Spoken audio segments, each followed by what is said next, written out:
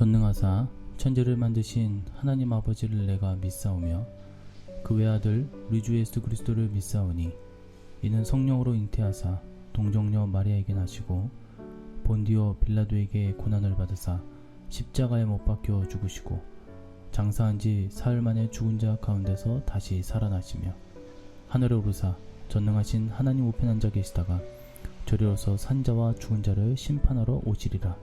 성령을 믿사오며 거룩한 공예와 성도가 서로 교통하는 것과 죄를 사하여 주시는 것과 몸이 다시 사는 것과 영원히 사는 것을 믿사옵나이다. 아멘.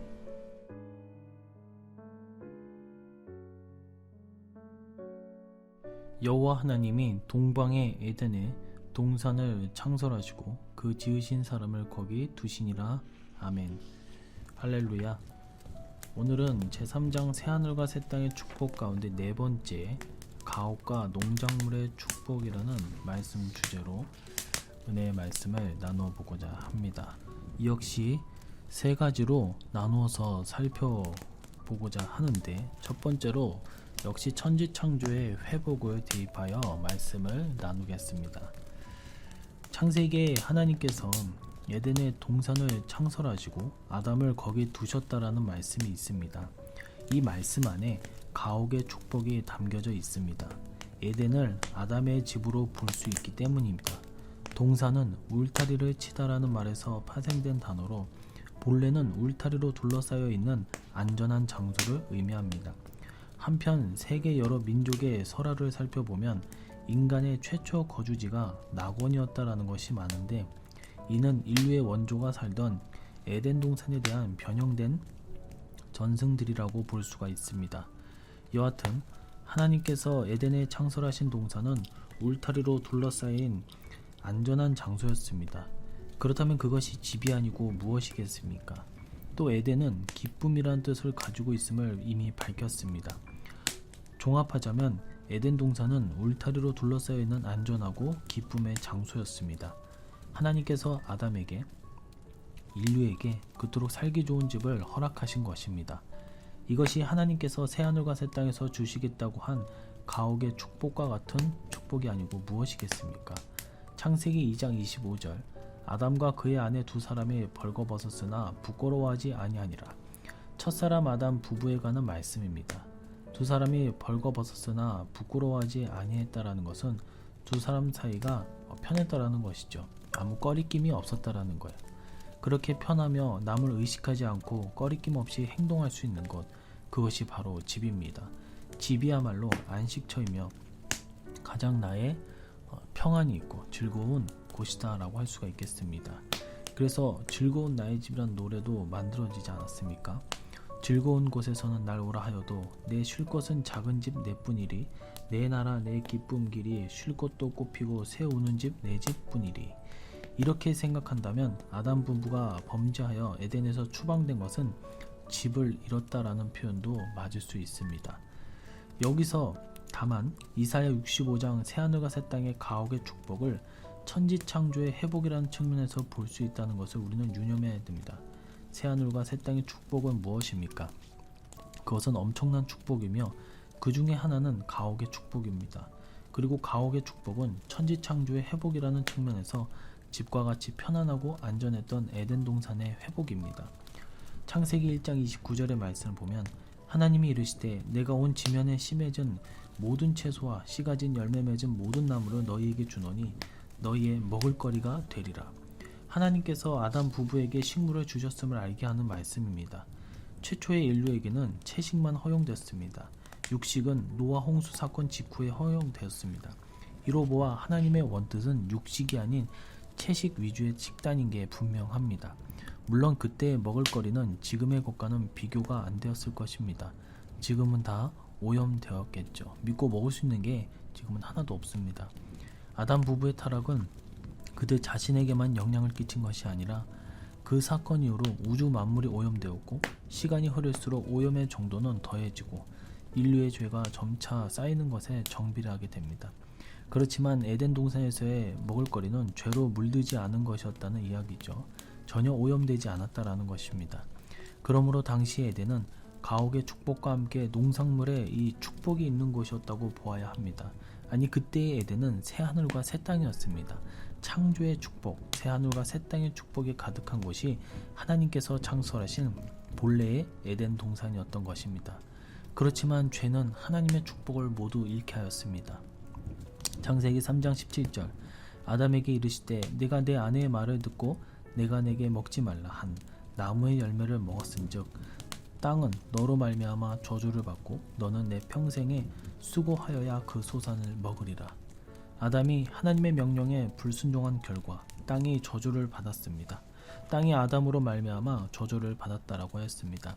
그것은 다시 말해 농산물의 축복을 잃은 것이고, 그래서 아담은 물론이거니와 인류 전체가 평생에 수고하여야 그 소산을 먹을 수 있게 된 것입니다.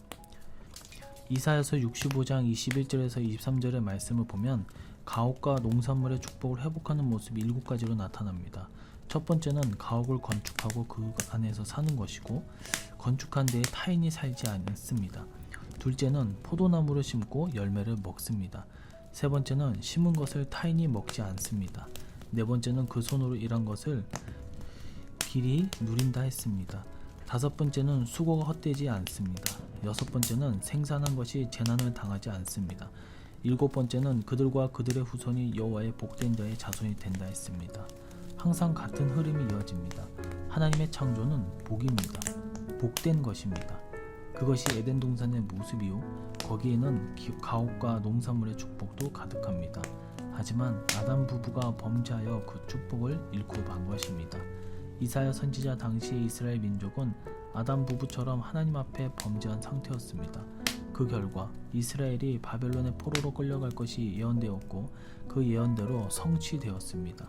그것은 곧 가옥과 농산물의 축복을 잃게 됐다라는 의미입니다. 하지만 하나님께서는 다시 이사야 65장 새하늘과 새 땅 예언을 통해 축복의 회복에 대해 말씀하셨던 것입니다. 인류사는 이 흐름의 연속입니다.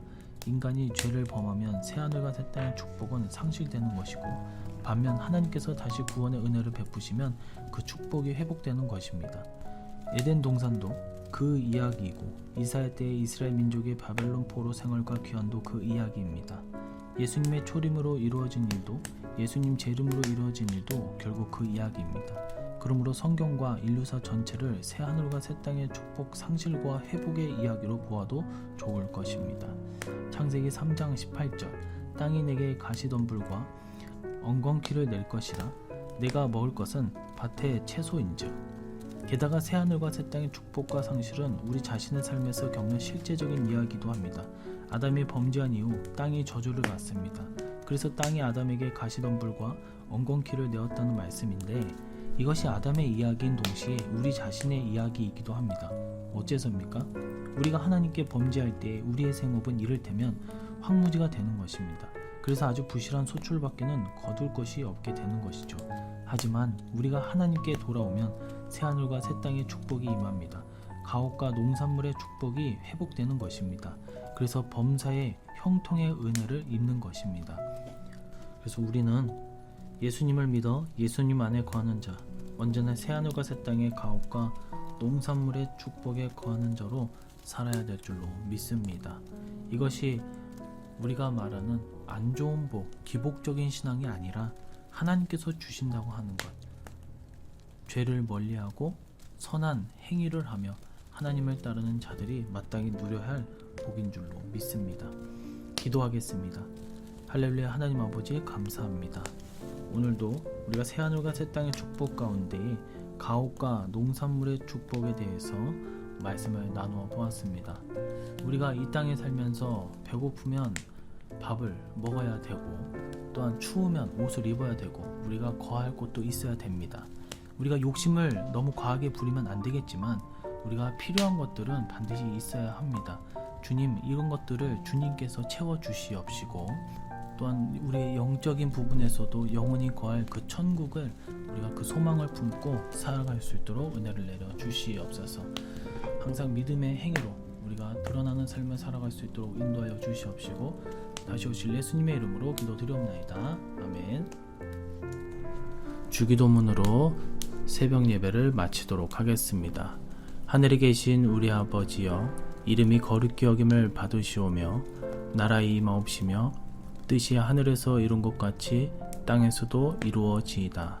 오늘날 우리에게 일용할 양식을 주옵시고 우리가 우리에게 죄 지은 자를 사하여 준 것 같이 우리 죄를 사하여 주옵시고 우리를 시험에 들게 하지 마옵시고 다만 악에서 구하옵소서. 대개의 나라와 권세와 영광의 아버지께 영원히 있사옵나이다. 아멘.